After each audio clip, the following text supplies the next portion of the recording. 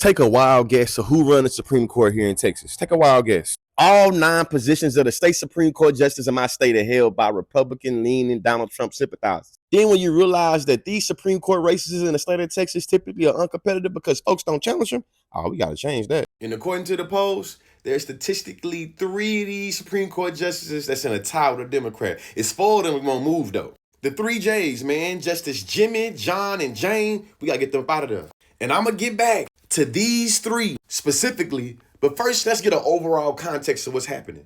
Did you know that Colin Allred is not the only candidate running a statewide race this election cycle? We actually have 4 candidates running for Texas Supreme Court this year. And getting them elected could make a huge difference in our state.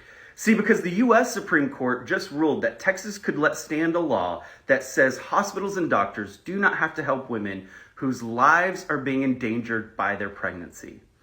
They can just let those women die.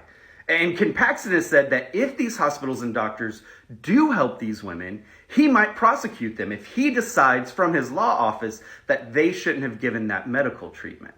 And so if we get these candidates elected to the Texas Supreme Court, what they can do is say, yes, the Supreme Court says that Texas can have this law, but we're going to hold ourselves to a higher standard. Now let's get back to these 3 Supreme Court justices that can definitely be unseated. The first one is Jimmy Blacklock.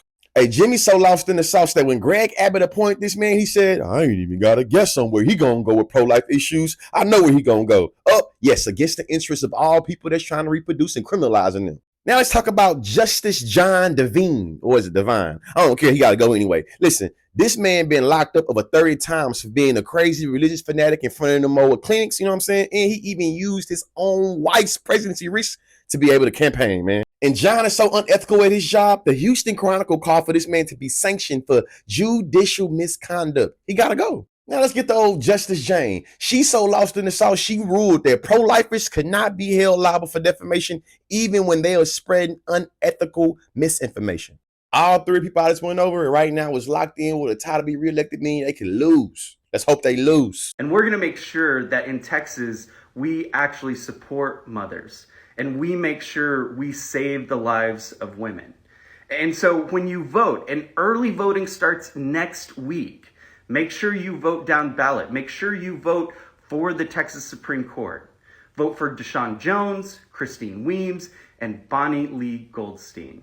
They can make a huge difference in our state.